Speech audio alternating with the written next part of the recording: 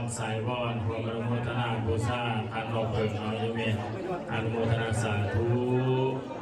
อภิวาทานาสีริสาเนจังบุทธปัญจายโนจัตตโรธรรมาวัฏันติอายุวันโนสุขังภาลังสาธุเมตเด้อขอถึงความสู่สุขภาพแข็งแรงมีอายุมั่นขวัญยืนสาธุดูดีไม่แห้งเอากระทือว่าเวลานาทีเฮากะตอนนี้กระซิบโมงยังอีก5 นาทีเนาะยกพรยกเมกะมหาบันเทิงรวมทำบุญเสียบาทในงานบุญนมัสการพระธาตุหลวงพระธาตุหลวงในวันนี้ก็ขออนุโมทนาขอให้มีแต่ความสุขความเจริญและไม่ออกเลยเพื่อถูกทุกคนยังพอยังไงเด้อใครจองคันไว้ตั้งต้นโต๊ะแล้วคันเด้อปันสิเฮจะมาเก่งกับอะไรอีกครั้งหนึ่งเนาะเพราะฉะนั้นเนี่ยตอนนี้ทางพระเดชพระคุณพระครูบาอาจารย์9 องค์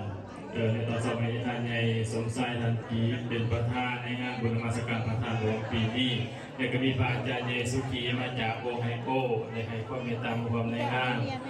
พรมในคณะสงฆ์อยู่ทางมาลาพุทธารามของเฮาอาจารย์วัน9 องค์เป็นมืองานยามดีก็ขออนุโมทนาอีกครั้งหนึ่งนำยกพ่อยกเมคณะกรรมการพระธาตุนอกเด็กกอเจดีพระธาตุหลวงพระธาตุหลวงใหญ่ขึ้นในกลางศาลามาเป็นธรรมดาได้ไม่ออกได้พร้อมด้วยคันดอกเพิ่งที่ยมพรยมเมเมื่อสุภุสุพนได้มาเฮ็ดมาปะมาจุง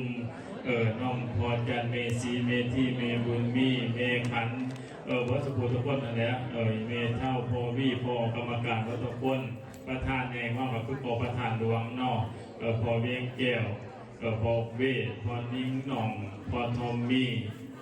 เมื่อสุขสุขคนบริถึงเลยฟ้าพอพ่อดีแห่งมาทุกหมู่บริการพอสมดิษ